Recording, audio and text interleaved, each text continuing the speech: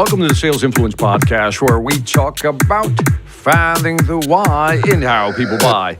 I'm your host, Victor Antonio. Thank you for joining me, man. Thank you for lending me your ears. I always appreciate your wonderful ears. Hey, today I want to talk about why people don't buy, but more specifically, percentages. You know, on average, they've done studies, right? On average, you will close. Again, cross-sectional study on different industries. On average, the average sales close rate is about 40%. Now, it varies by industry, so let's just say that the average is 40%. Those are your wins. 40% is the amount of wins that you have.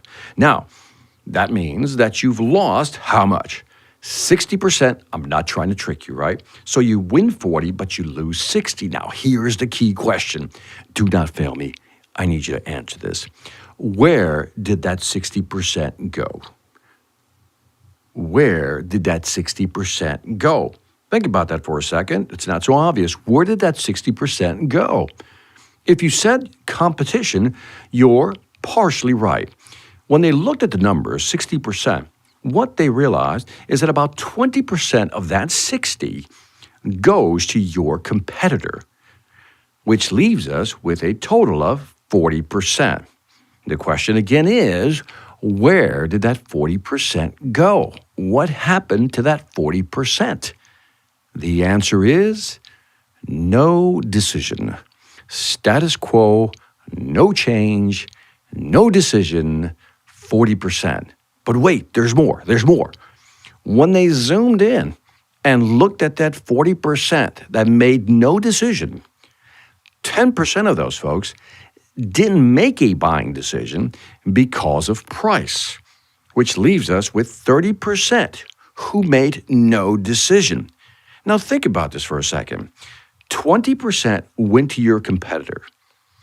40% didn't make a decision. And 30% didn't make a decision and it had nothing to do with price. So your biggest competitor is not your competitor. Your biggest competitor is the status quo. No change, no decision, which begs the question, why didn't people move? Why did they not make a buying decision? I submit to you that what probably happened is your presentation didn't provide enough value for the customer to go, okay, I think I'll change, right? Because customers look at three things. Here are the three things I really want you to register. First, for me to change anything, there has to be a gain. In other words, there's got to be an upside. If I change from this Victor to that, your product, what am I going to gain? What am I going to gain? Am I going to gain anything? And they're going to, the first answer is yes, right? Let's say we can tell them, yeah, of course you're going to gain. They're going to say, what am I going to gain? In other words, they want to look at magnitude now. Is there a gain? Yes. In other words, we'll be better, right? Well, what's the magnitude of the gain and how do you measure that gain? And the magnitude has to be worth their interest. In other words, if you say, yeah, but my product is better and you buy from me, we can increase your revenues by 0.5%. Now again, 0.5 may not be enough to move the needle, or we can reduce your cost by 0.5, right? The customer's going to look at that, reduce my cost by 0.5. That's not a very big number, Victor. So there is a gain, but the magnitude is so small that the customer goes, not worth my time. But let's pretend for a moment. Let's kind of go with the experiment here. You have a gain. You can demonstrate that your product can help, for example, with cost efficiencies. Then the second question is magnitude. By how much? And let's say it's 1%. And 1% is enough to say, get the customer's interest to go, you know what, 1% does start making a difference. Then the third step, here it comes. Here's the tough part. The customer has in their mind perceived effort. That's a great phrase, perceived effort. Perceived effort is basically, what am I going to have to do as a buyer to be able to take advantage of your product or service, to be able to absorb or take advantage, receive that 1% cost reduction? What is it going to cost me to get that cost reduction of 1%? And if that perceived effort is high, i.e., they perceive it as a lot of work, a lot of friction, a lot of trouble, they're going to go, no. So these are the three hurdles you have to get over. Again, let me rewind the tape here because I really want you to get this. People don't make a buying decision.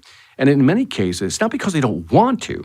It's just they don't see the value. In this case, I mean value. They go, 1, Victor, is there a gain? I go, yes, there's a gain. 2, what's the magnitude of the gain? 1%. And if the customer says, I like 1%, but then they start thinking about the third piece, which is perceived effort.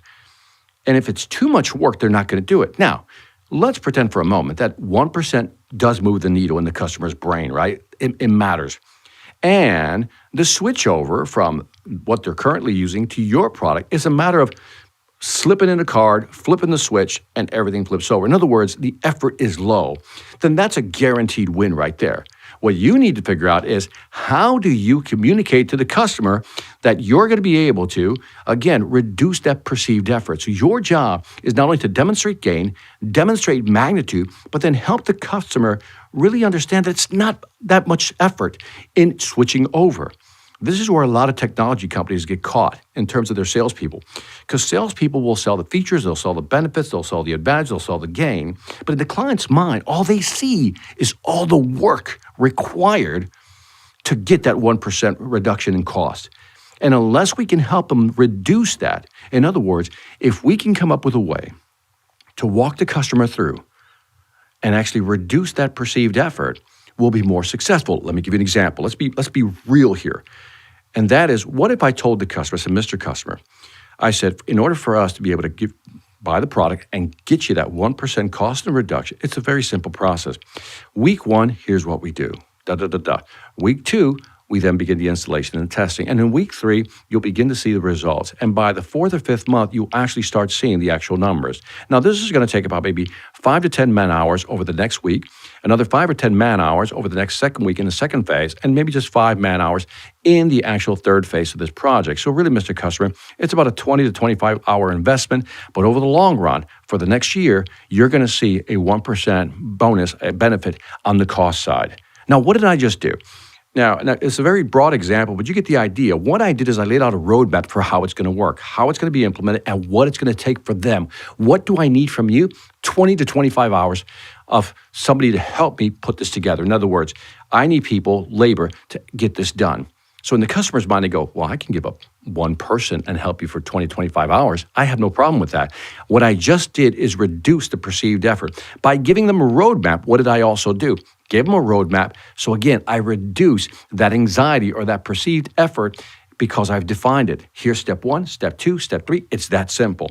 My question to you is, as you're listening to this, when the customer says, let me think about it, that's usually a no decision. They're not going to move. And I need you to start asking yourself, why aren't they moving forward? Because in your mind, you're probably saying, well, I presented the value, Victor. It was a great presentation. They were very receptive, but they didn't want to make a buying decision. And I hear this all the time. What I want you to start thinking about is, did I move the needle? Was there a gain? Yes. Did the gain have enough magnitude for them to care about? In other words, did it save them enough money? Could they gain more market share? Could they increase their revenue? By what percentage? Did I demonstrate that there is a real tangible benefit? And if I did that, and the magnitude is important, did I lay for them down a roadmap, a blueprint, the step, the process, the phases, make it easy for them to say yes? And if you do that, you're going to see more yeses than no. So keep this in mind. It's not about just presenting the value. It's how they're going to execute to get that value that's going to make all the difference in the world. And that is it for the Sales Influence Podcast. Give me some feedback on iTunes, Stitcher, YouTube, Pandora, Spotify, wherever you find me. I'd love to hear your feedback. And after that, check out the Sales Velocity Academy. I'm super excited. We got some master classes. Sales Velocity Academy, we're just putting out some great stuff, new courses to help you sell more faster. So check that out. And on that note, this is Victor Antonio, always reminding you, selling ain't hard when you know how. Take care.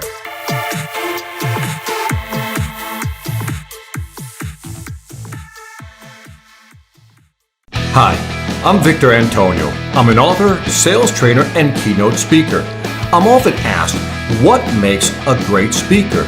Is it someone who delivers real content that the audience can use? Is it someone who engages the audience so they're part of the learning experience? Or is it someone who can motivate an audience to push them beyond their comfort zone and discover new abilities? The answer is yes.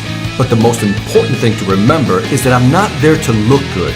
I'm there to make my client look good. Simply put, it's never about me, and it's always about them.